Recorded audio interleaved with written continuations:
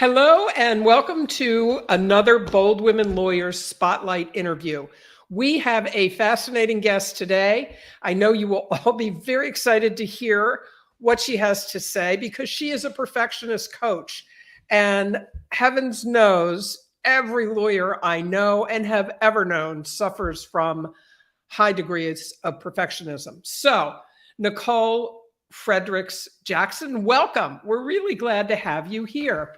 Sharon, it's such a pleasure to be here. Thanks so much for having me today. Well, it's my pleasure. And let me tell everybody a little bit about you, because as I said, or maybe I didn't say this, you are an attorney turned executive coach and speaker, helping, and I love this part of your bio, helping corporate and legal perfectionists and achievers uncover and execute the career and leadership strategies that allow you to be your professional best self and create the right level of workflow that's suited to you. And, you know, that's what we all want. I will also say you have a string of letters after your name, not just JD. I'm like, gee, I feel like less than looking at all these letters, but a doctorate in educational leadership, you're a Tiny Habit certified coach, an International Coaching Federation member, Bridges Executive Coaching Method certified. And if that wasn't enough, you're pursuing an ICF certified executive coaching certification. So I'm tired just looking at your credentials. But what I really want to get to is sort of the meat of it today. But if you could, Nicole, can you tell us just a little bit about your journey from attorney to deciding, you know, I really want to work on helping people with this whole perfection thing. So tell us a little bit about that. I'd love to. So I have been an attorney for 20 plus years. I started in the public sector. Well, I technically started working for a judge, did insurance subrogation for what I would call a hot moment, and then moved into the public sector to do criminal prosecution mostly. And eventually I ended up going on after 10 years there to higher ed, where I maintained being an attorney, went into working for a law school doing alumni engagement and student life.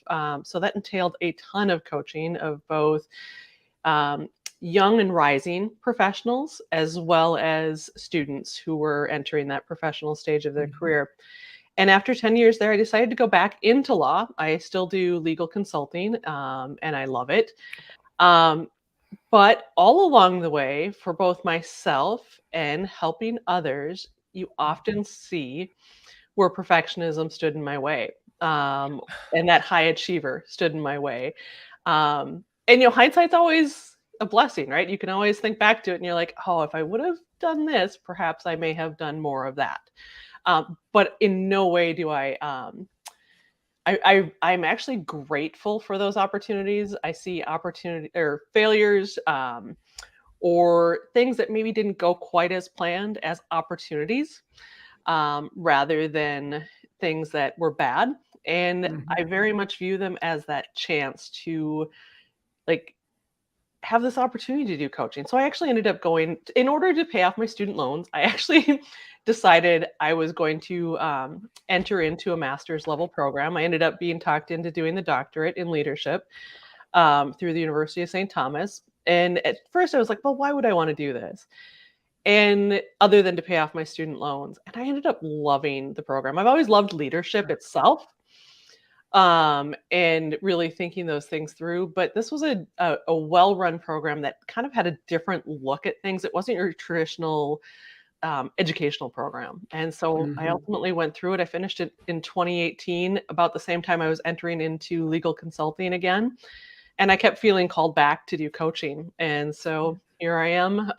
Gosh, we're now 4 years later, aren't we? 4 years later. So you've already said something that caught my attention. You said we're looking at how perfection stood in your way. Oh, yeah. So can we talk about that a little bit? Because this is something that comes up with lawyers all the time. Tell us a little bit about that and how you see it and how it does, in your view, how does it stand in the way for lawyers? Well, the key way I see it standing in our way is finding that happiness, that elusive happiness that we all want. But it also stood in the way of what could have been perhaps advancement opportunities as well. So I first think back to, so this was early in my career, and it's kind of a ridiculous story, and I'm almost a little embarrassed to share it, but I'm going to. So I was a county attorney at the time, and I had taken a chance on taking a contract position with the hopes that I would become full-time, right? And I've always been that person. I've always been the one who's willing to risk and try something new and go for it. And so I did. And I remember, so I was in the criminal division at the time, and when I was on this contract, and I remember the leader of the office coming in and saying, "All right, so we're going to move you to the child support division because we want you to be a permanent attorney." But all I heard was child support division. Yeah. And I was crushed because my identity was as a prosecutor, and I loved that part of it. And it was as if I felt like I hadn't done a good enough job, like a perfect enough job. So if I had been perfect and done everything perfectly, they wouldn't have moved me to child support, and I would still have a permanent job, right? And so it's embarrassing to think about, right? I share this with a little bit of laughter. And I was in my 20s at the time, but it is one of those things where when I think back to it, and it took me a while to get over that. And I let it kind of fester for a while. And so ultimately I worked through it, and there were a lot of different things that went into that. But then you would see it in certain other things as you work as an attorney, where if something didn't go your way, you all of a sudden felt like you weren't good enough or that you hadn't done enough. And then you see it when you become a parent and you're trying to balance a career and that. And again, you come back with this, well, I'm not doing it well enough. I could be doing it better. That's also the achiever in me, right? And when I came to realize where that was holding me back was from going after the career and the things that I really wanted, which ultimately was owning my own business and really like going after the coaching business and all of those pieces. And I'd let it hold me back for longer than it should have. And I think when people recognize that, and if they can recognize it early and they get the support to help them advance, it moves things. And it's not only about creating your success and what you want in your career, but it's also about creating that internal fulfillment, right? Because happiness ultimately is that inside job. And coaching is never therapy, but it is something where you start to work on the things that can help you build that internal muscle in order to find the joy that you want within your career and within your family.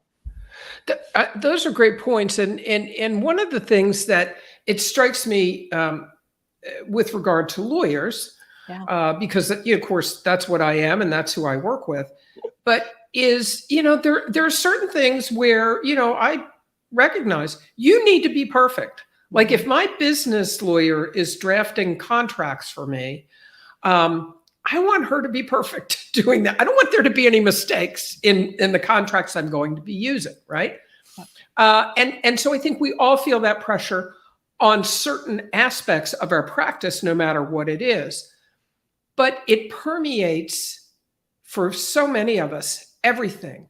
So it's not just those aspects that really do need to be perfect that we want. It has to be everything. And then that translates into, I'm afraid to make a decision because what if it's the wrong decision? Should I hire this person? Should I bring on, open a new area of practice? Should I buy this case management system? And sometimes the fear of making a mistake is so high, we do nothing. So how do we get over that?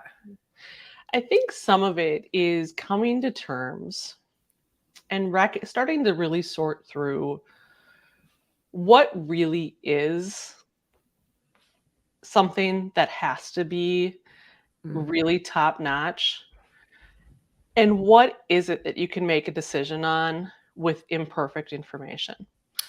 And I think even in law practice, because it's not a perfect science, we'd love to think that it is. Sometimes we have to make a decision even without all of the information.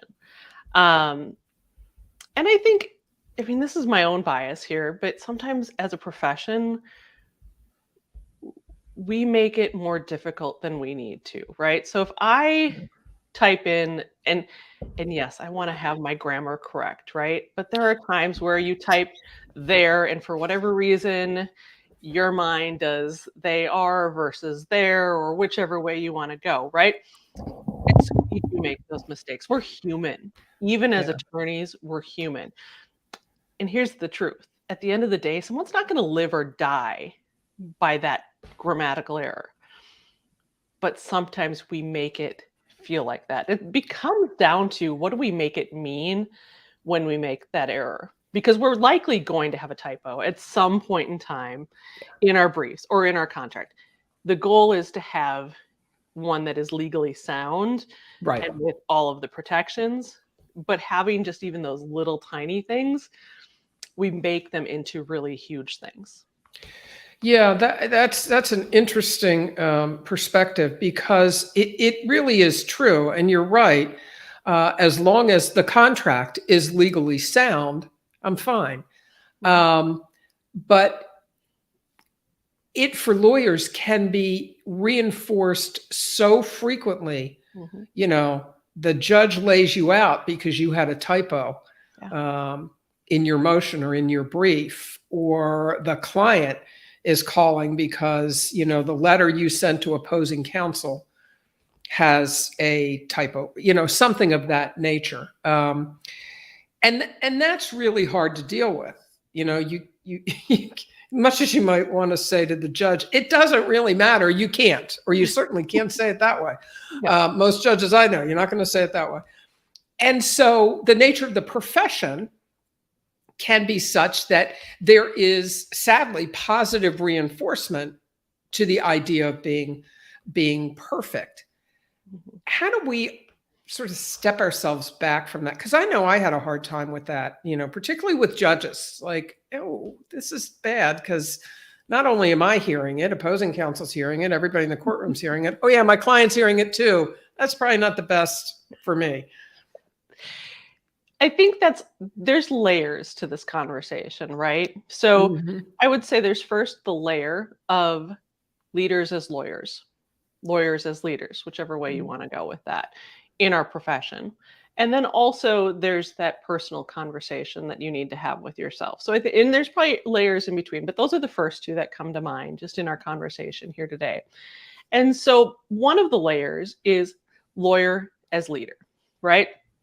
So often lawyers don't think of themselves as leaders because they're not necessarily going after being the managing partner.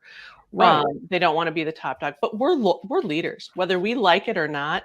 We're leading our client. We're leading the support staff. We are leading young attorneys. And one of the conversations that's constantly out there is wellness for lawyers, right? There's always the big deal about, like, we care about our attorney wellness.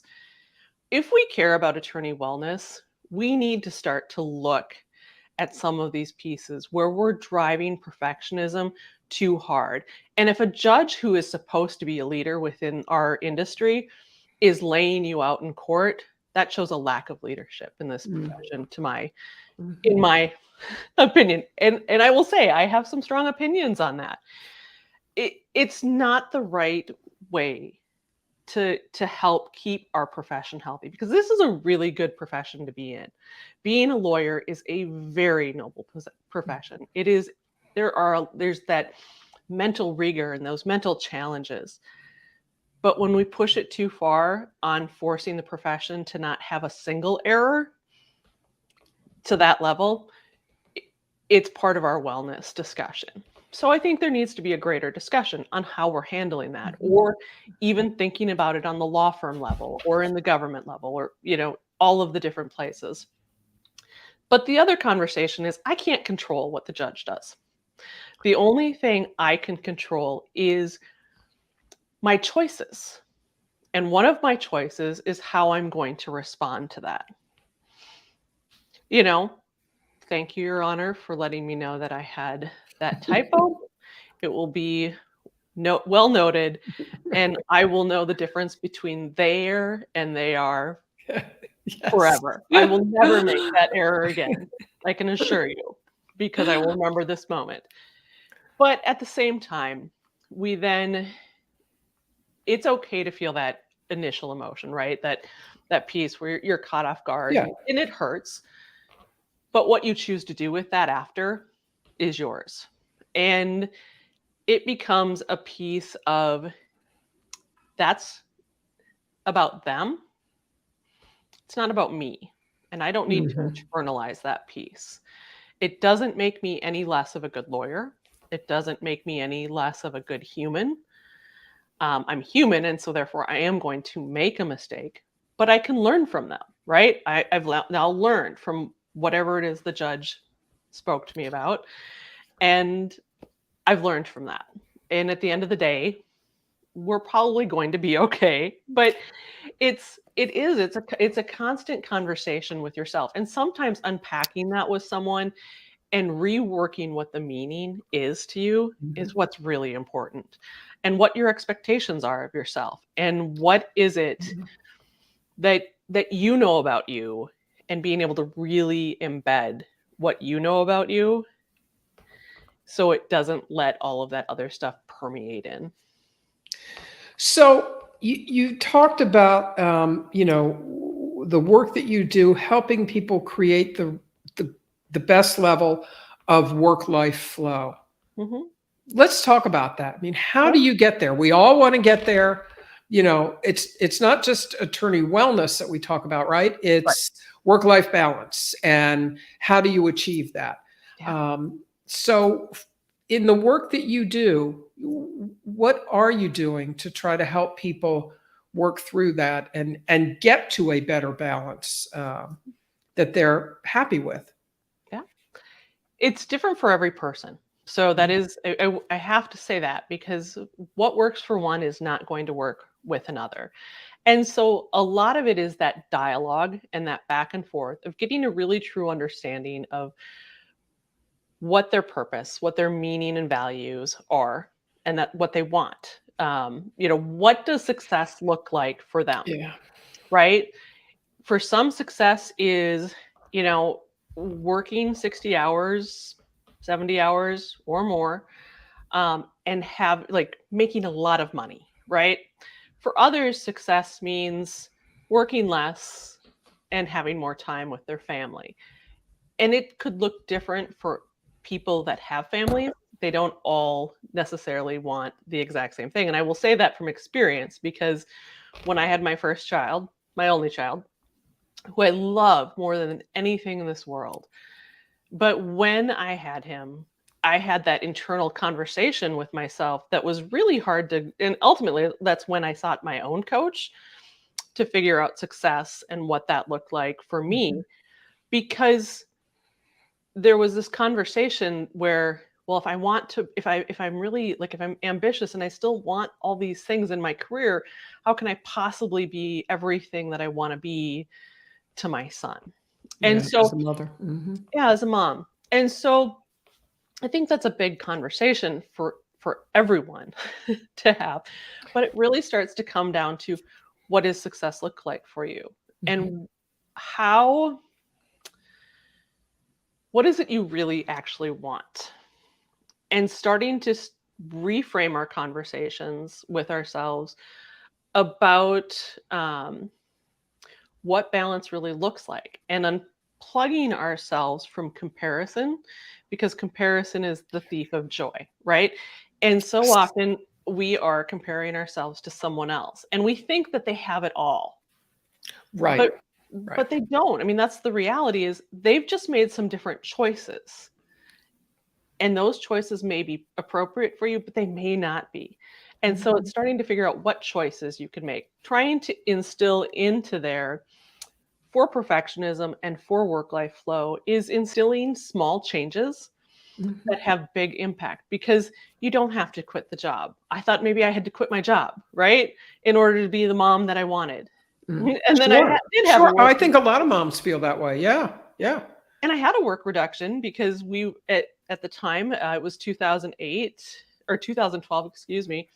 And 2008 recession had really caught up with the legal profession. So there was a reduction in my hours.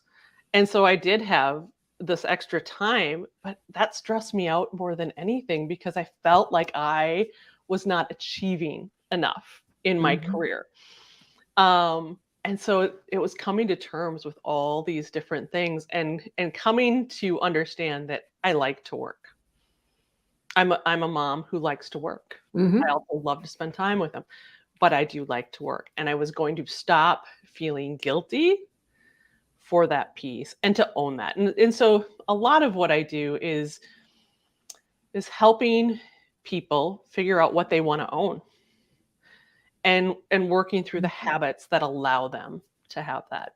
And for me, it was even so much as tweaking one little thing, which was, setting, well, actually a couple little things, but really being specific about when I was going to be at home and when I wasn't, and managing. I know everyone talks about boundaries, and boundaries can be a challenge in our profession, but I did set some boundaries with that.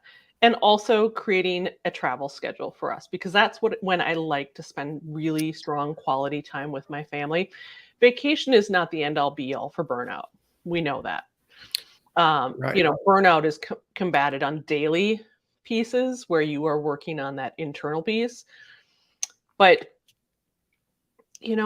finding those pieces that really worked in my life ultimately helped create that work-life flow. And I love it. And, it's interesting because I think as I heard you, talking about that, I mean, it's so true that, you define your own success, and yet we almost never do that because we are in this profession that has given us the definition of success, which is you make a lot of money, you have, you're well known in the profession, you make a lot of money. And did I mention you make a lot of money? Because at the end of the day, we may talk about, all the other things that could be a definition of success.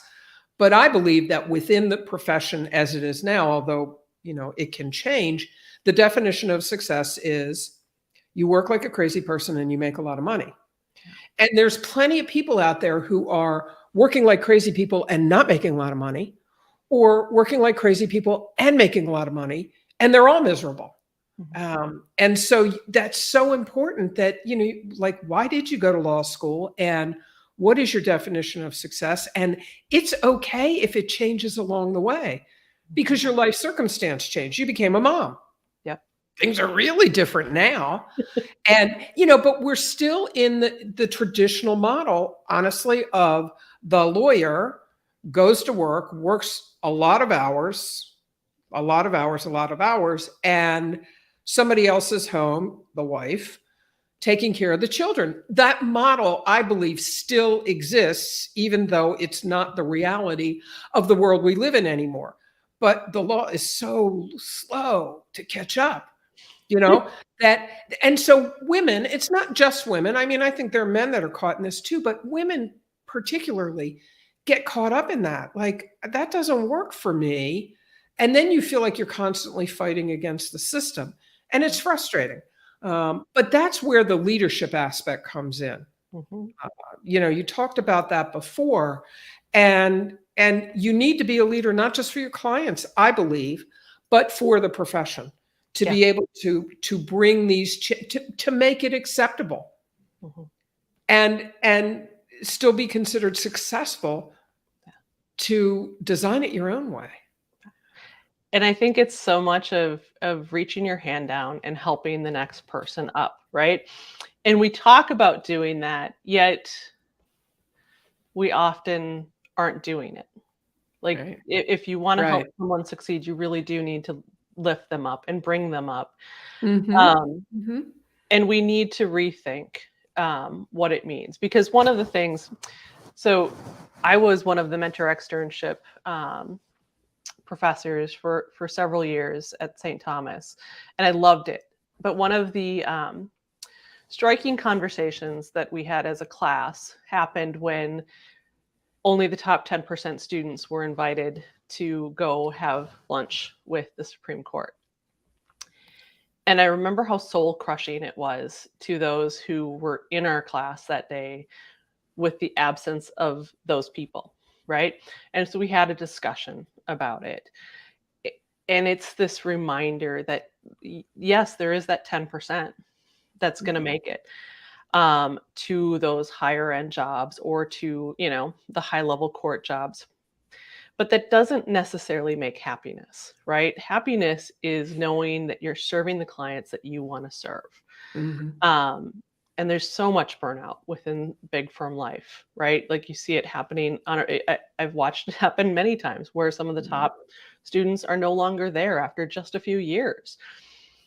And so it becomes this thing where we have to start defining what it is that we want and how life looks as an attorney. And then we need to pass that down to our next generations. And I think you're starting to see some of that unfold. And I think we need to remind ourselves, though, that as attorneys, we still need to work hard. Like you still need to do good work product. It's not going to mean that the profession is more lax or that we're not still hard workers, because we are. We're achievers by nature. I mean, right. That's not what got us into law school. That's right. Yeah. But that we also get a chance to live life. And I think we always have to stop and think about, and this was a pivotal moment for me as well, when my father died. But there was also that question that someone else had asked, not someone I knew well, but it was just one of those questions posed. And it was, what do you want to look back on? Like, what will be your regrets at the end of your life? And what will you be most proud of at the end of your life? And I think that reframes the whole picture for you, because I want this picture to look like what I want to see when I'm on my final days, sitting on the edge of my bed, thinking about life. Exactly. And it's hard I think, to have that perspective coming right out of law school, because it's all about top 10%, law review, big law, big money. That, you just feel that like, oh, I guess that's what I'm supposed to do. Or you may even feel, for sure, this is what I want to do. And not that there's anything wrong with any of that. There's not. But it's when, as you indicate, it makes you feel less than. It makes you feel like a failure. I mean, like a failure, come on. But you feel that way because I'm an achiever and I didn't achieve up here. I only achieved here. And that's not good enough. And you can really beat yourself up over that, right? We can, but we don't have to. We don't. And I would say, you asked me, like, what is one of the things that sometimes you work on with clients is, what are you celebrating? And I think you can work on this without working with a coach, but what are you celebrating? Like, if you achieve something, are you just glossing over it and saying, oh yeah, I could have done better? Or are you saying, oh, look at this. I did this. This is amazing. And way to go, Nicole.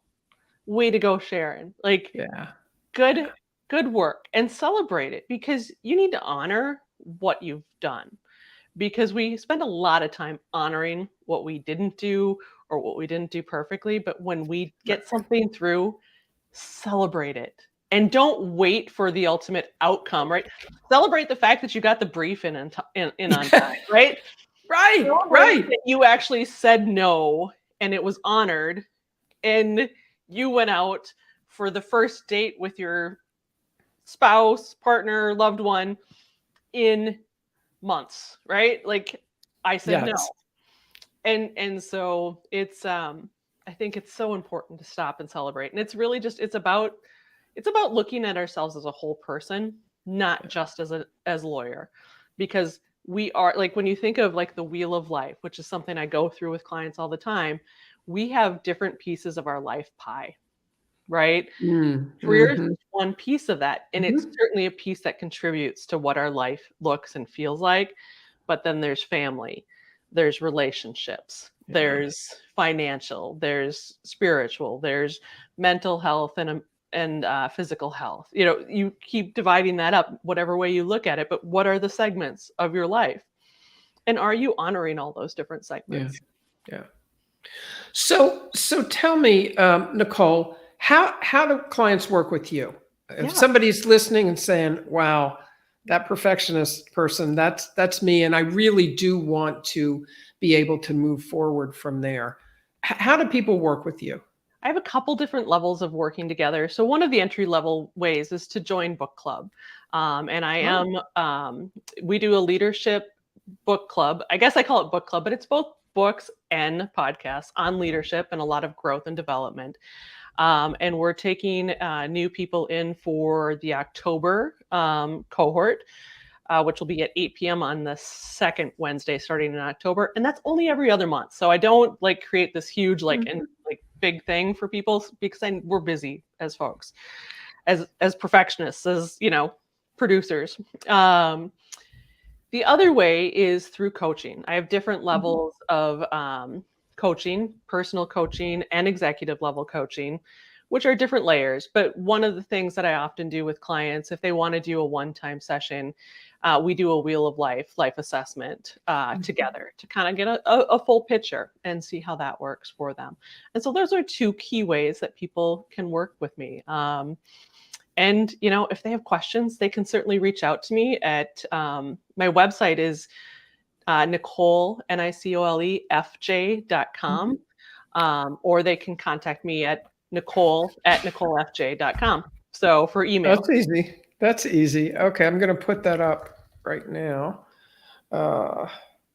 It's Nicole. I know I have this saved, FJ.com.